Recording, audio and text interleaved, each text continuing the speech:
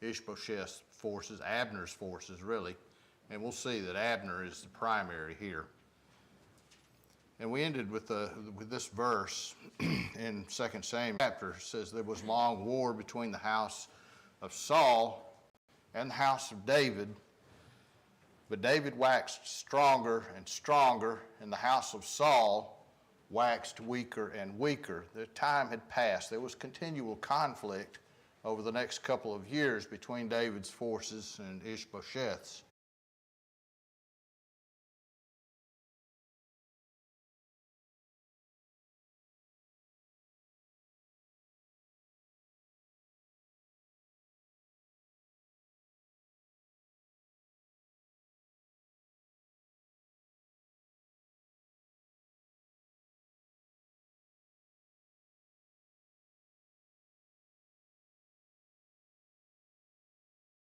Perspective, if we take a line, draw a line right across the middle of Alabama at Abraham,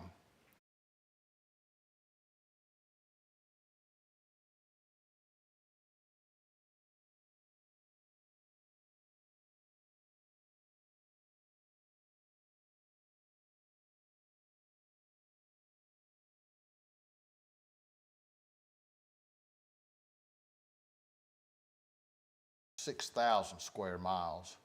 That's half of what they had originally.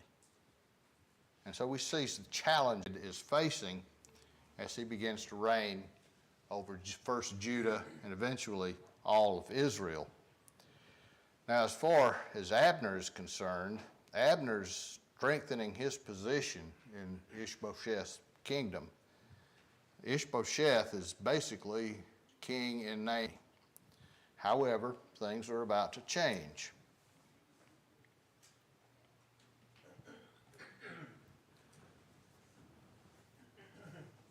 Now, after Abner's forces were routed in the last battle, you remember the circumstances surrounding that battle.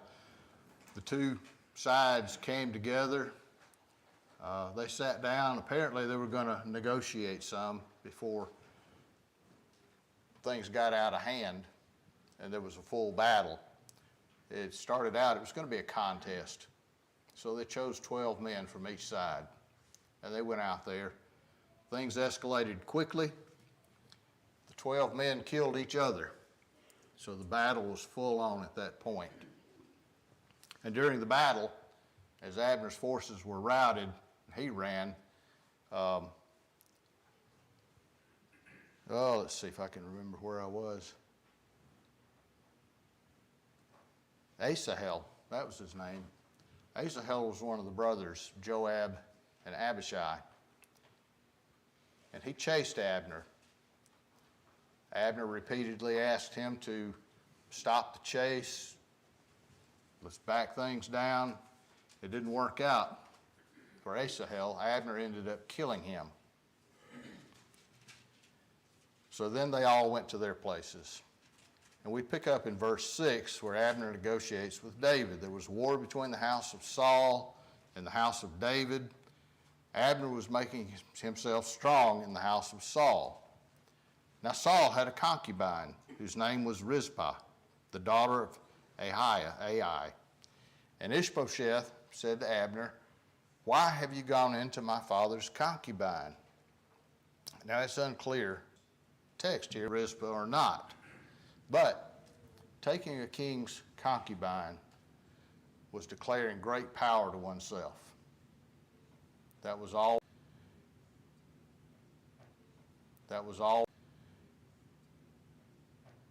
In verse 8, Abner responds to Ishbosheth. He was angry over the words of Ishbosheth and said, "Am I a dog's head of Judah? To this day, I keep showing steadfast love to the house of Saul your father, to his brothers, and to his friends, and have not given you into the hand of David. And yet you charge me today with a fault concerning a woman." Abner is trying to intimidate Ishbosheth here.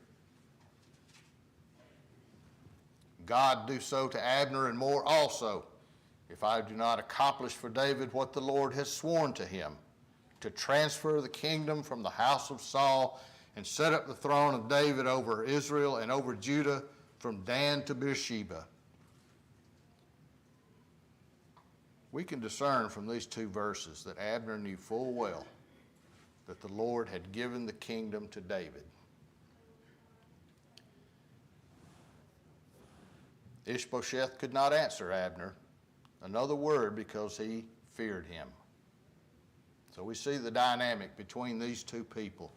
Yes? Let's not forget, when they were when Saul was on one side of the mountain and David was on the other side of the mountain, when David actually snuck into the camp, when Saul and all, and Abner to the camp, when Saul and all, and Abner was sleeping, deep sleeping, and Saul actually said to David that I know that the Lord has given you the kingdom.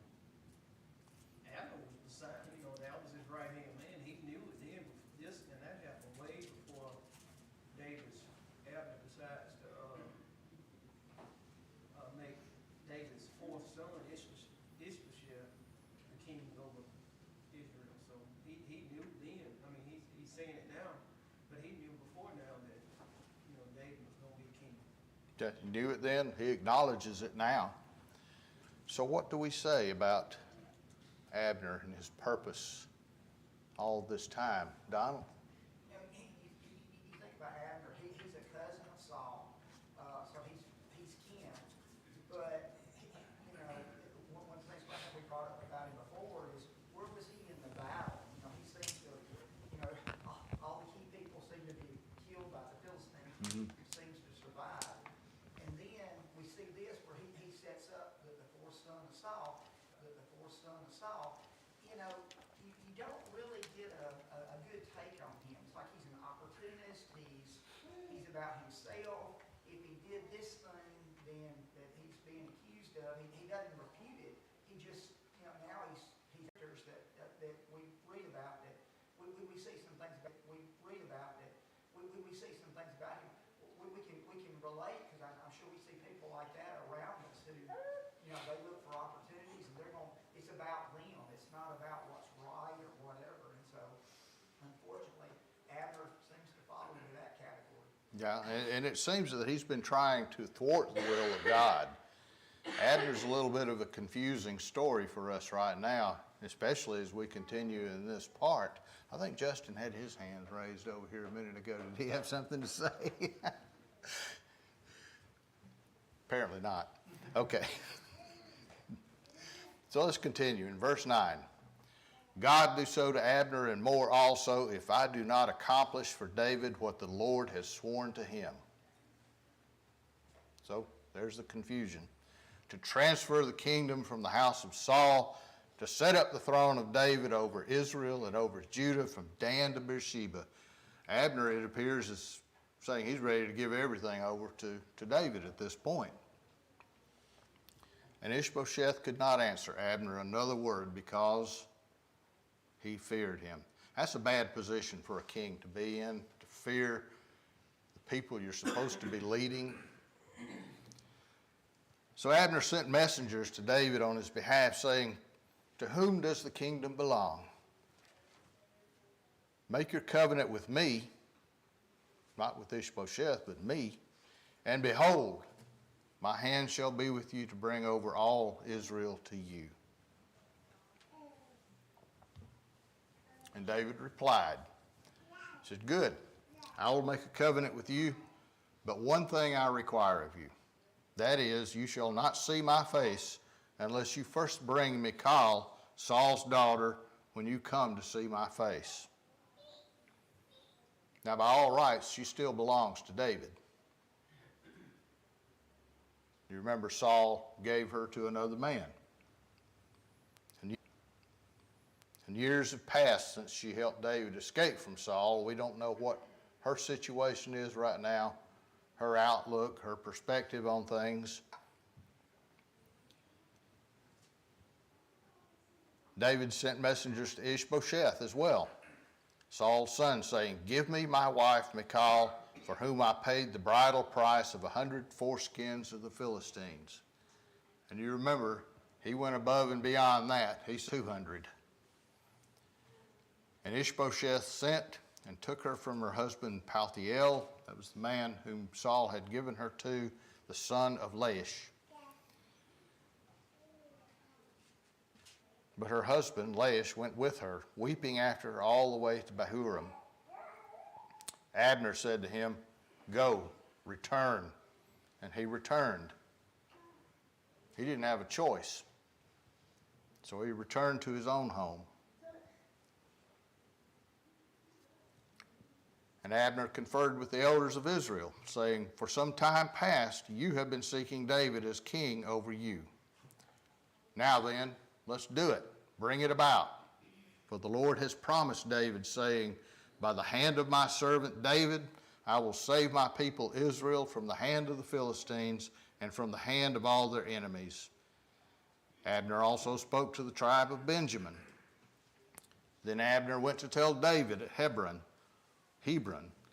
all that Israel and the whole house of Benjamin thought good to do. When Abner came with the 20 men to David at Hebron, David made a feast for Abner and the men who were with him. That's always a good sign. You go to the king and he throws a feast in your honor. Abner said to David, "I will arise and go and will gather all Israel to my lord the king, that they may make a covenant with you, and that you may reign over all that your heart desires." So David sent Abner away, and he went in peace. All right, everything looks good right now. Not for long. Just then, the servants of David arrived with Joab from a raid, bringing much spoil with them. But Abner was not with David at Hebron, for he had sent him away, and he has let him. This is something Joab should have just accepted. Joab is not the king. He is not the Lord's anointed. Joab was still a little upset about, Abner killing his Asahel, the one that was the fast runner that ran him down and Abner killed. So Joab hadn't forgot about that. No, he is not. In fact, Joab went to the king and said, "What have you done? Behold, Abner came to you. Why have you sent him away so that he is gone? You know that Abner the son of Ner came to deceive you, and to know you're going out, you're coming in, and know all that you are doing." And when Joab came out from David's presence, he sent messengers after Abner. And they brought him back from the cistern of Sarah. He'd gotten that far. But David did not know about it. And when Abner returned to Hebron, Joab took him aside into the midst of the gate to speak with him privately. And there he struck him in the stomach so that he died. For what? For the blood of Asahel, his brother.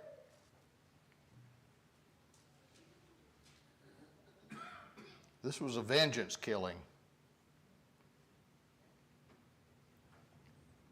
David was horrified when he learned what Joab had done. Afterward, when David learned of it, he said, "I and my kingdom are forever guiltless before the Lord for the blood of Abner the son of Ner. May it fall upon the head of Joab." I looked it up. Somebody's crippled or leaning on a staff. He's laid it on Joab's family here. You're all going to be lepers and cripples and for this what you have done. In verse 30, Abishai is brought into this as well. So Joab and Abishai, his brother, killed Abner because he had put their brother Asahel to death in the battle at Gibeon. David said to Joab and all the people who were with him, "Tear your clothes and put on sackcloth and mourn before Abner." And King David followed the bier, or the funeral procession. And they buried Abner at Hebron. And And the king lifted up his voice and wept at the grave of Abner, and all the people wept.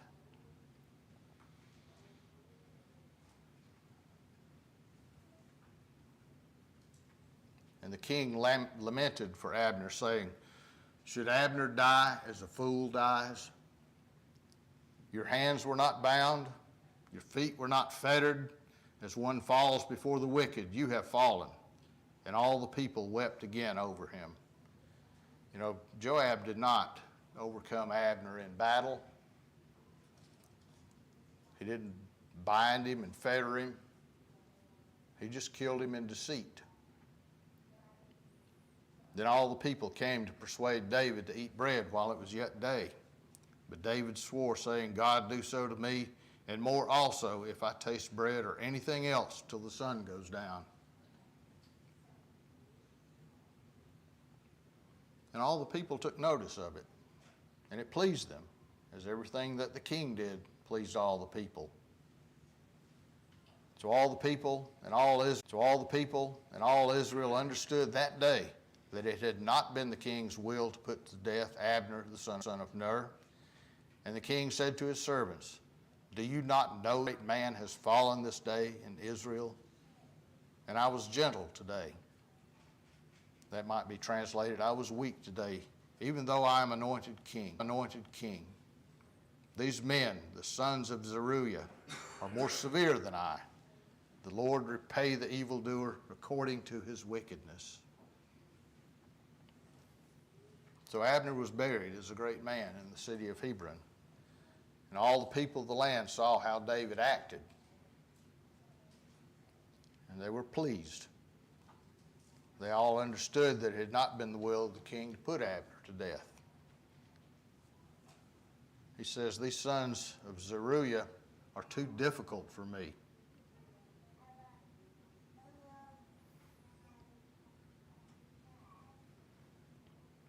So we'll just take just a moment and look at Abner's role, since we discussed him a little bit earlier.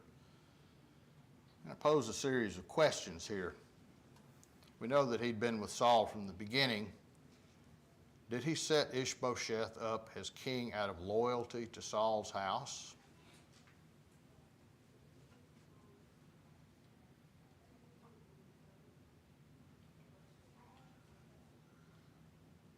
Well, did he not know that David was to be the king? 2 Samuel, the 3rd chapter, verses 10, verse 18 says that Abner knew these things. Was his actions in conflict with God's will? Another question is, would Abner have been loyal to David? There's no way we can know that, at least at this point. What about Joab's murder of Abner?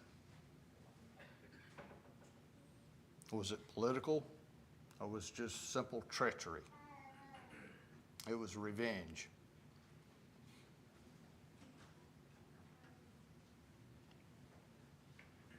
Folks, it gets worse. When Ishbosheth, Saul's son, heard that Abner had died at Hebron, his courage failed, and all Israel was dismayed. Now Saul's son had two men who were captains of raiding bands. The name of one was Baanah, and the other was Rechab, the son of Rimmon, a man of Benjamin from Beeroth. For Beeroth also is counted part of Benjamin. And the Beerothites fled to Gittim and have been sojourners there to this day.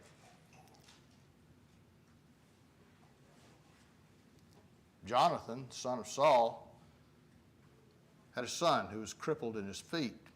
He was 5 years old when the news about Saul and Jonathan came from Jezreel. And his nurse took him up and fled. And as she fled in her haste, he fell and became lame, and his name was Mephibosheth. Now the sons of Rimmon, the Beerothite, Rechab and Baanah, set out. About the heat of the day, they came to the house of Ishbosheth as he was taking his noonday rest. And they came into the midst of the house as if to get wheat, and they stabbed him in the stomach. Then Rechab and Baanah, his brother, escaped When they came into the house, as he lay on his bed in his bedroom, they struck him and put him to death and beheaded him. And they took his head and went by the way of the Arabah all night, and brought the head of Ishbosheth to David at Hebron. And they said to the king, "Here's the head of Ishbosheth, the son of Saul, your enemy, who sought your life. The Lord has avenged my lord, the king, this day on Saul and on his offspring." We've seen a similar situation to this before. David answered Rechab and Baanah, his brother, the sons of Rimmon the Beerothite, "As the Lord lives, who has redeemed my life out of every adversity." David did not need these two men to redeem him for anything. God has redeemed him from every adversity thus far. He continues, "When one told me, 'Behold, Saul is dead,' and thought he was bringing about good news, I seized him and killed him at Ziklag, which was the reward I gave him for his news.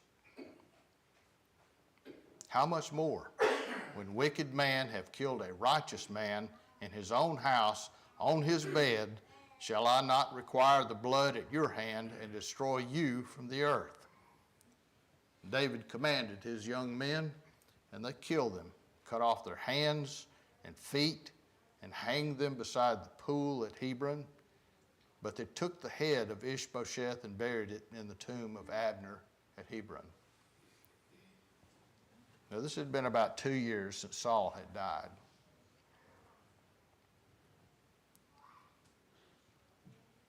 Ishbosheth, Saul's son, was 40 years old when he began to reign over Israel.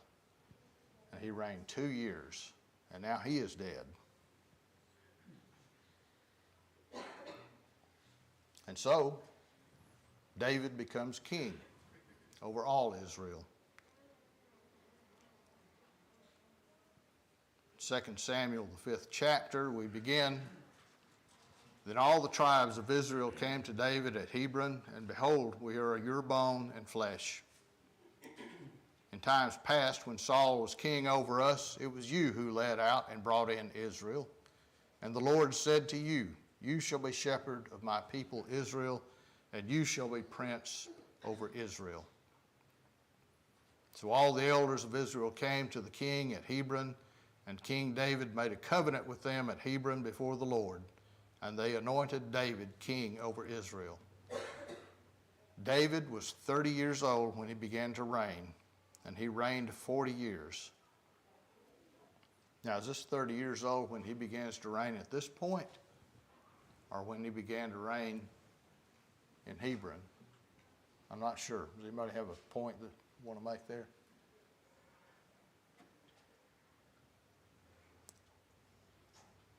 At Hebron, he reigned over Judah 7 years and 6 months, and at Jerusalem, he reigned over all Israel, Judah, 33 years.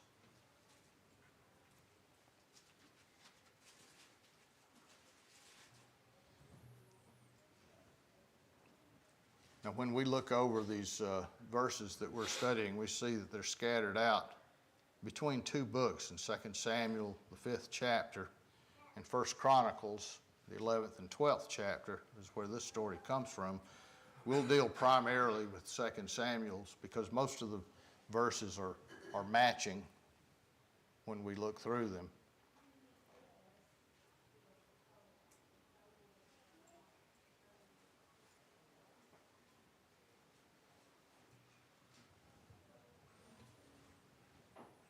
So after this, David is going to make Jerusalem his capital. 2 Samuel, the 5th chapter, beginning in verse 6. "And the king and his men went to Jerusalem against the Jebusites, the inhabitants of the land, who said to David, 'You will not come in here, but the blind and the lame will ward you off,' thinking David cannot come in here." Basically, what they're telling him, as David and his army approached the city, the Jebusites began taunting them. It says, "You can't take our city. Even the blind and the lame can defend these walls against you."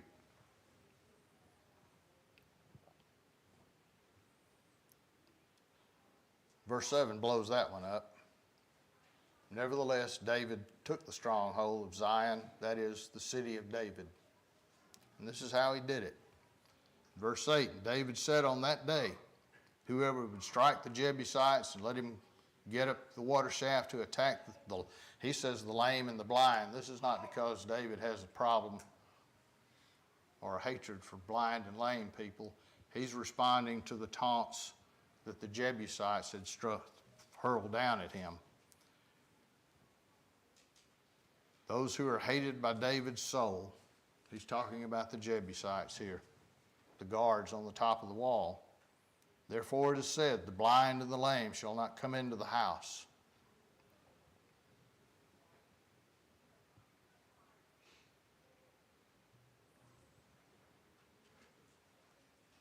Joab did exactly that. David lived in the stronghold and called it the city of David. And David built the city all around from the Millo inward. And David became greater and greater, for the Lord, the God of hosts, was with him. In verse 11, we see he's impressing the people around him as well. Hiram, the king of Tyre, sent messengers to David. He sent cedar trees and carpenters and masons who built David a house. Basically, they're going to build David's palace. And by this, David knew that the Lord had established him king over Israel, and that he had exalted his kingdom for the sake of his people Israel.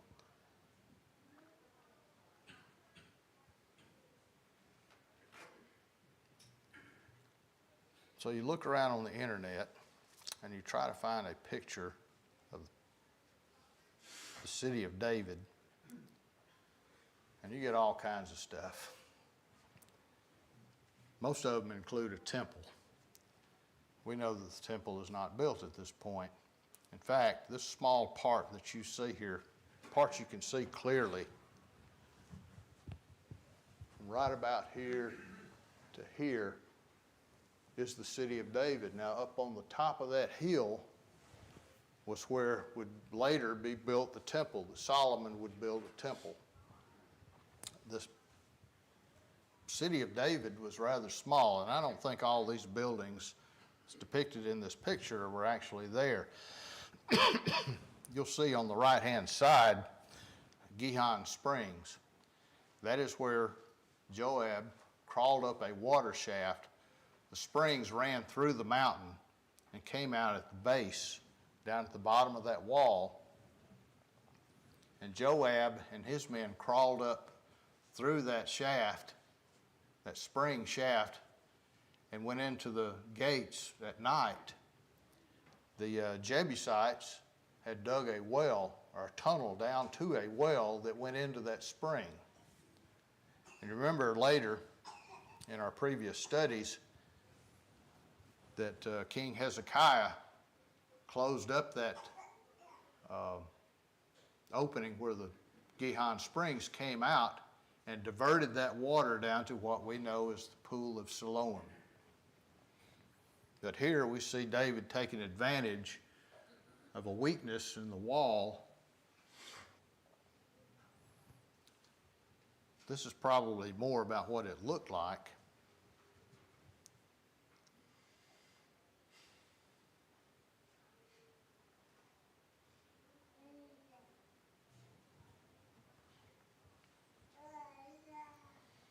First Chronicles follows generally the same story.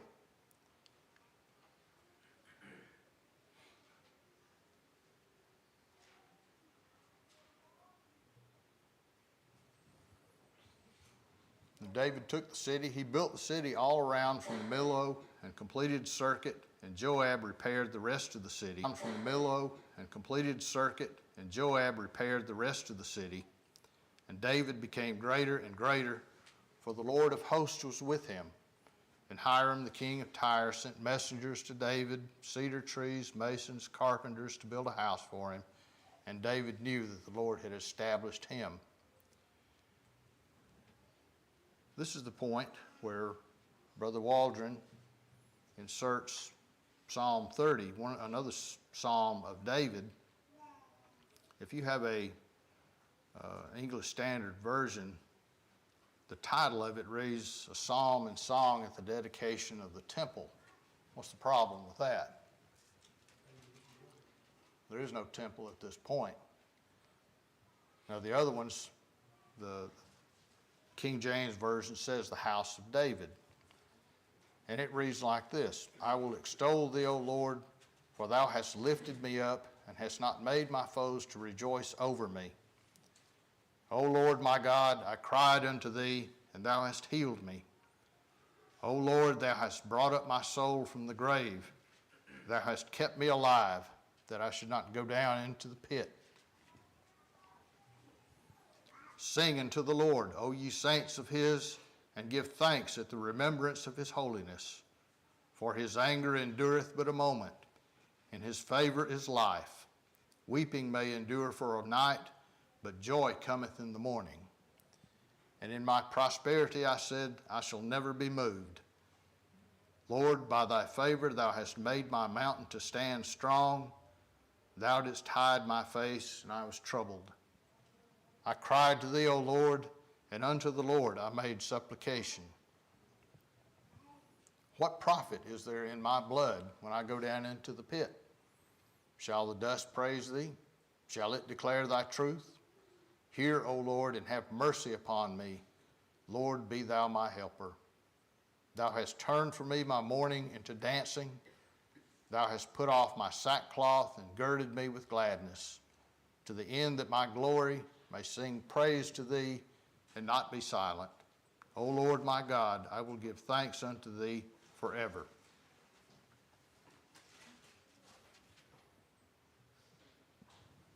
So we'll take just a pause here and look at something else. David's family, and particularly the sons born to him, who were born in Hebron, and the first one's name was Amnon. The second was Chileab. We never hear of him again. And the third, Absalom. And the fourth, Adonijah. And the fifth, Shephatiah. And the sixth, Ithream. And these were born to David in Hebron. I've highlighted three of those: Amnon, Absalom, Adonijah. We're going to be hearing a lot more about them in the stories to come. And when he moved to Jerusalem,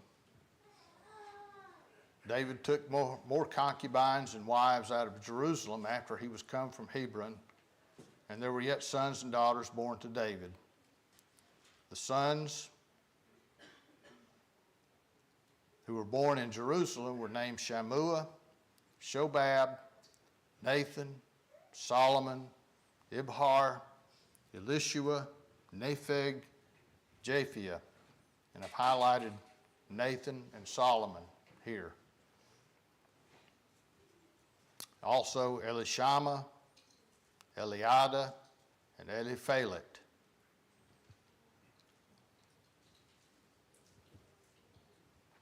Now, the only one of these who will play a part in the later story, in the immediate later story, is Solomon.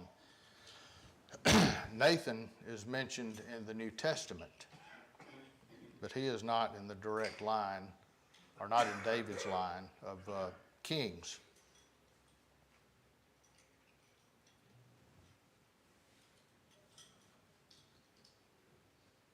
Now, I highlight these names to make a point, considering the lineage. We know that Solomon was king after David. Now, I've omitted the generations between Solomon down to Joseph in the New Testament. On the other side, Nathan was also a son of David, and I've omitted the generations between Nathan and Mary. All of this because of this man. It was important that the generations be linked. Joseph was of the kingly line. Mary was of the line of Nathan, and they converged at Jesus.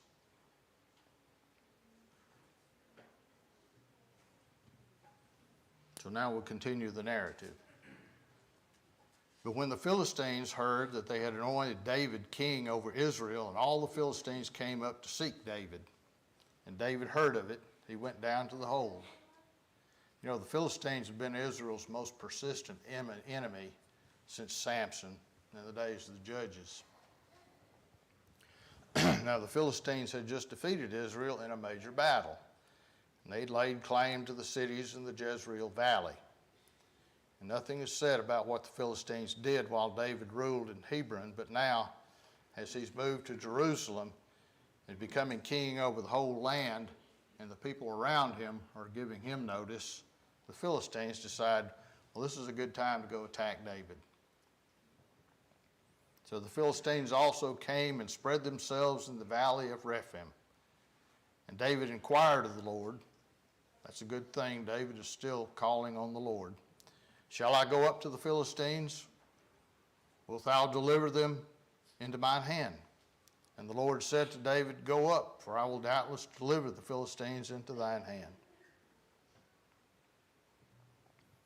David came to Baal Perazim, and David smote them there and said, The Lord hath broken forth upon mine enemies before me as the breach of waters. Therefore he called the name of that place Baal Perazim. And as he routed the Philistines, they left their images, their gods, their idols. David and his men took them and burned them. And then the Philistines came up yet again and spread themselves in the valley of Rephaim. Apparently they didn't get enough the first time around, so they came back.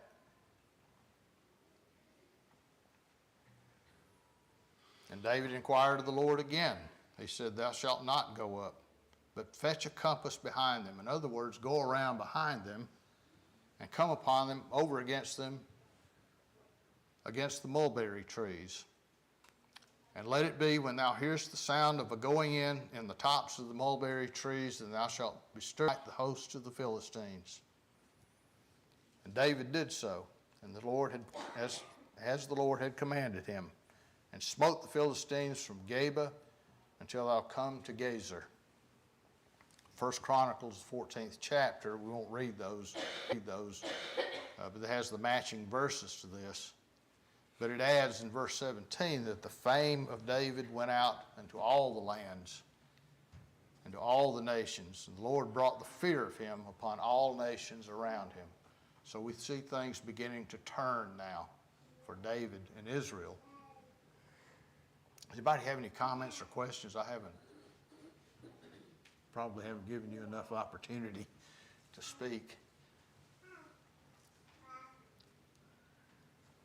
I don't think we're going to have time to go through this next section, which is pretty interesting as well. So we're going to end the class here. We'll pick this up when we meet next Wednesday.